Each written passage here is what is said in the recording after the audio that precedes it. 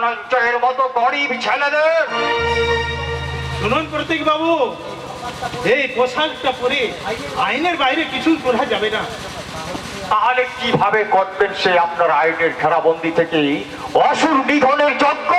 সাক্ষী আর প্রমাণের জোরে। এই পৃথিবীতে সবকিছুর প্রমাণ হয় না অফিসার। যেমন প্রমাণ করতে পারবেন না আজ যাকে আপনি বাবা বলে ডাকছেন তিনি আপনার জন্মদাতা। প্রতীক বাবু, Yes, it is absolutely correct. By the way, আমার শেষ সিদ্ধান্তটা শুনে রাখুন দারোগা বাবু। বলুন।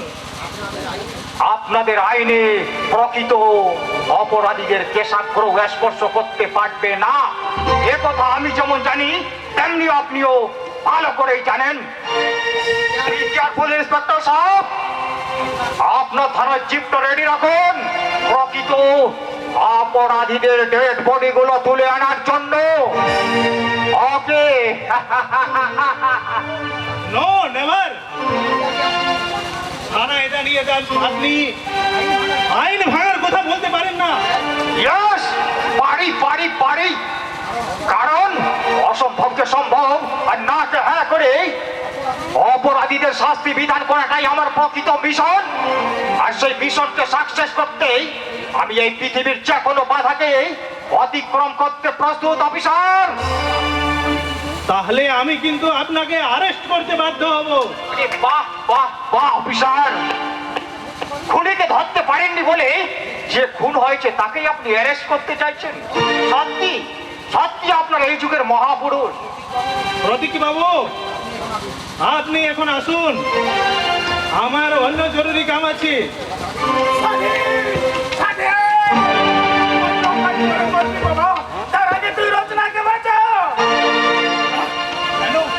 কি হয়েছে তার?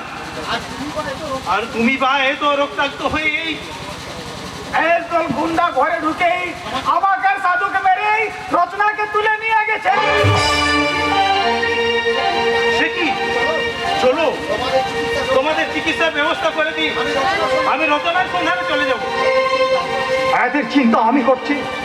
আপনি আপনি চান দারোগা বাবু আপনার ডিউটিতে, অর্থাৎ কিডন্যাপ হওয়া মেয়েটিকে উদ্ধার করতে।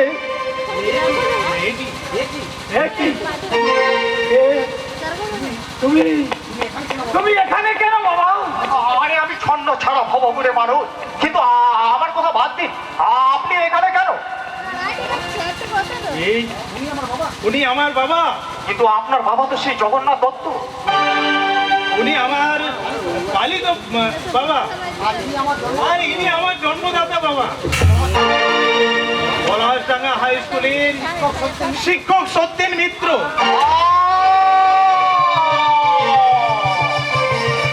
আমার মাথায় অসহ্য যন্ত্রণা, আমি আর দাঁড়াতে পারছি না। আমার বুকটা চলে যাচ্ছে। আসুন মাস্টার মশাই। কিন্তু আপনি তো নিজেই অসুস্থ। অসুস্থ হলেও আমি আপনার বাবার কোনো অসুবিধা হতে দেবো না, কারণ একদিন যখন আমি তাকে মৃত্যুর হাত থেকে বাঁচাতে পেরেছি। কি বলছেন আপনি? আপনি আমার বাবাকে? হে প্রতীক, হে স্বাধীন, একদিন দুর্ঘটনায় আমি যখন মৃতপ্রায় তখন ওই আমাকে নিজের শরীর থেকে রক্ত দিয়ে বাঁচিয়েছে। আপনি আমাকে ক্ষমা করুন প্রতীক বাবু। আরে বাজে কথা বাদ দিন, নইলে আপনার আইনের ওই ফসকা ঘেরা দিয়ে বাইরে বেরিয়ে যাবে সেই অপরাধীরা। যদিও জানি আপনারাও আপনাদের আইনে কিছু করতে পারবে না, তবুও যান আপনাদের আইনের কারসাজিটা একটু দেখান, তারপর তো শুরু করবো আমার এই দু হাত দিয়ে আইন ভাঙানোর কাজ। আপনি জানেন তাকে ধরে নিয়ে গেছেন? কারা ধরে নিয়ে গেছে, কেন ধরে নিয়ে গেছে, আর কোথায় বা তাদের রেখেছে কিছুই আমার অজানা নেই অফিসার। তবু আপনার আইনের কাজটা একটু দেখান, তারপর আমি শুরু করব আমার এই দু হাত দিয়ে আইন ভাঙানোর কাজ।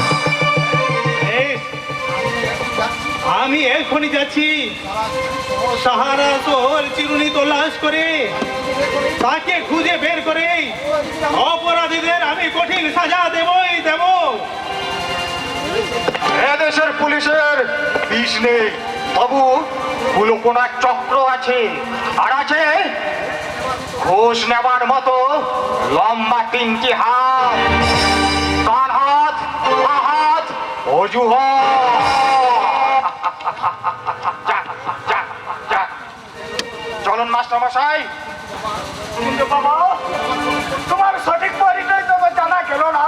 পরিচয়ের পরিচয় কি মাস্টার মশাই? আপনি আমার বাবা, মানে বাবার মতো।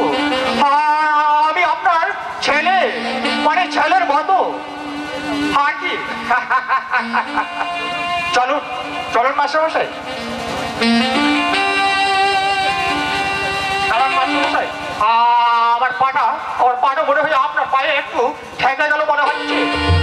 না বাবা, ওই ওই পায়ে পায়ে লাগেনি তো। লেগেছে মাস্টার মশাই, আপনি ঠিক বুঝতে পারেননি। যেহেতু আপনি আমার বাবা, মানে বাবার মতো, সেহেতু আমার উচিত আপনাকে একটা প্রণাম করা। আপনি দাঁড়ান, ছেলে হয়ে আমি আপনাকে একটা প্রণাম করি। পিতা